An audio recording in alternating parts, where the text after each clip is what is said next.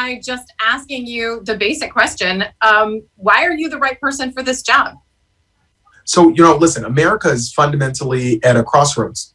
We seriously are. And, being here at the birthplace of American democracy here in Philadelphia, I'm always reminded of the fact that there's nothing written somewhere, on some tablet that says America has to succeed. A part of the way we have endured is that every generation has sort of stepped up and worked to preserve and expand the promise of America.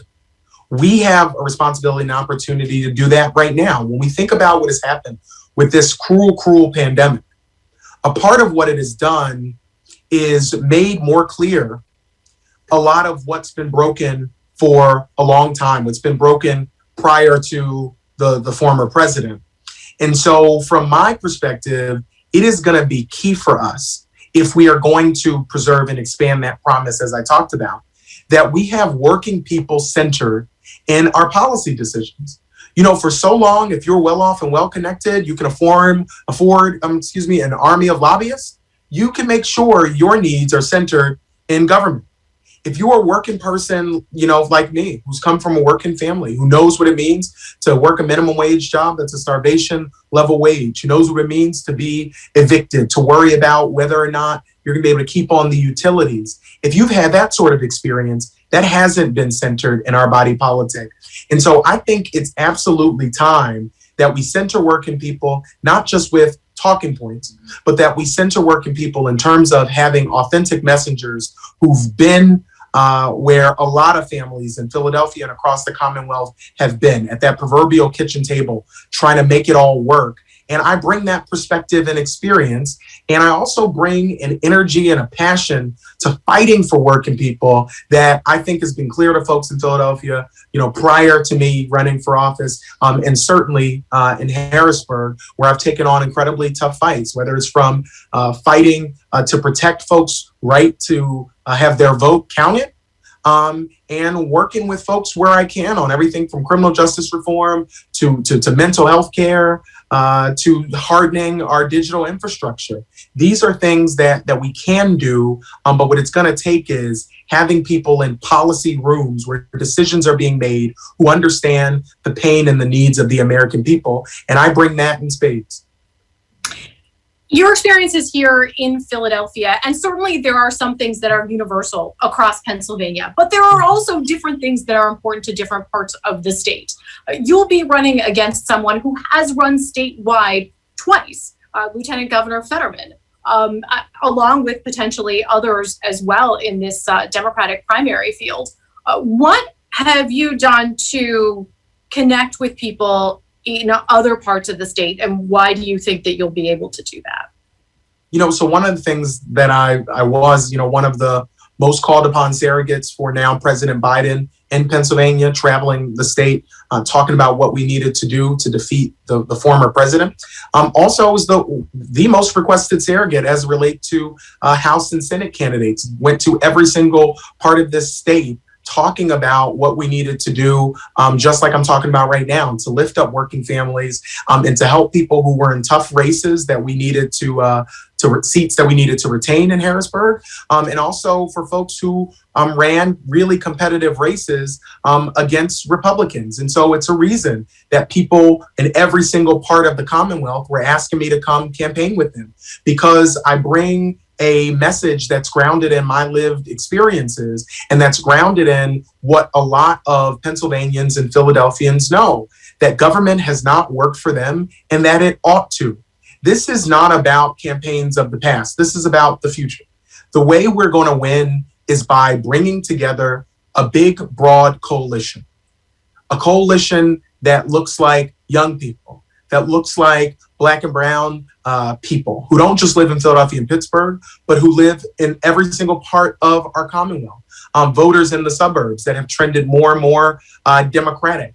And so I'm best positioned to bring together the biggest coalition to take this seat back from the Republicans. And people understand, anybody in Philadelphia who knows me understands two things: that I fundamentally say what I believe, and that I fight my butt off to lift up the things that people need. And folks across Pennsylvania know that as well. And I'll finally say, this is a part of the reason you have campaigns, right? To go around and talk to people about what you believe, about what they believe, and build the team to get big things done. And going from what we have right now, a U.S. Senator who thinks the economy is roaring and that everything is fine, going from that to somebody who understands that everything isn't fine, that people are on unemployment, that they're still dealing with starvation level wages, that everybody doesn't have access to health care, that people are struggling with student loan debt. These are all things that I understand, and that's the case I'm going to be making across Pennsylvania, just as I have in the past.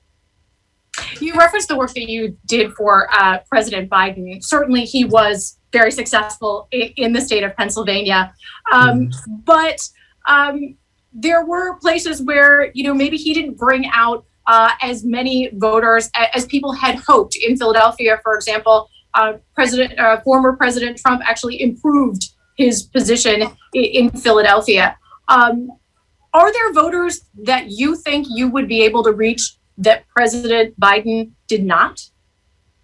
What we're going to be doing is, again, talking about what I think people know all too well, that if you are a working person, stuff is really tough right now. And it was tough before, but it's even tougher. And so what we have to do is talk to people exactly where they are. And what we also will be able to do, as I said, is build a big, broad coalition that turns out young voters, that turns out, voters in the suburban counties as well, who understand how critical it is that we address everything from equality to gun violence to climate change, to college affordability and getting rid of student loan debts. These are all the types of things and the types of coalitions, the types of coalition of voters that we need to bring together. And I am absolutely best positioned to do that. And if I am on the ballot in a general election, we absolutely understand that I'll be able to bring that coalition together and turn out a lot of voters who've said, you know what, I'm not coming out to vote because nobody is speaking to me in an authentic way.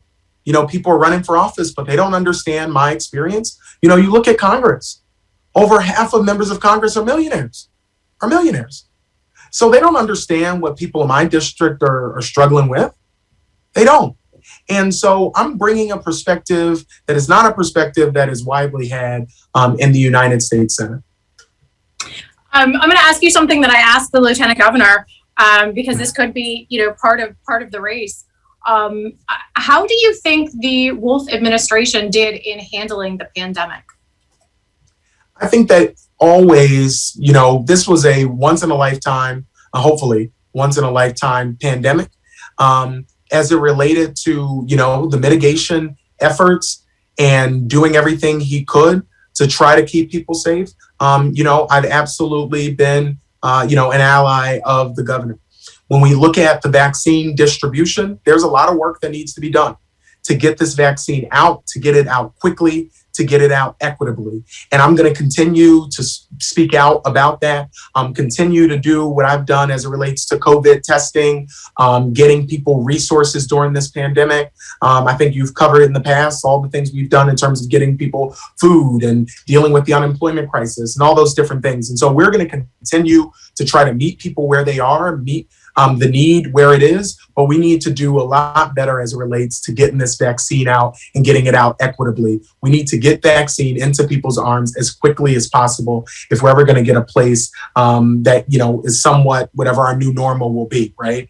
A part of the way we get to that is that we get vaccines in people's arms. And I think there's a lot of work left to do as it relates to that. And I'm going to continue to speak out about that.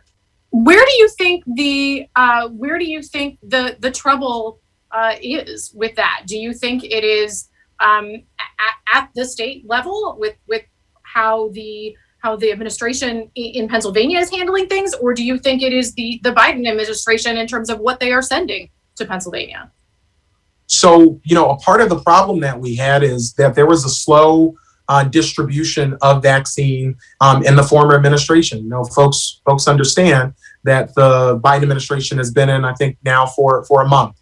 And so they have ordered and will have in the Federal Reserve in a month or so here, the amount of vaccine that we need. And so that's a big part of it, getting the actual order in. The second thing is how the vaccine is actually distributed once it gets to the state. And we've had challenges with that here in Philadelphia, with Philly Fights COVID and other folks who weren't doing what they needed to do. And we've also had issues in the Commonwealth more broadly in terms of getting the vaccine distributed. There are a lot of different places that people can sign up, which adds to a level of confusion.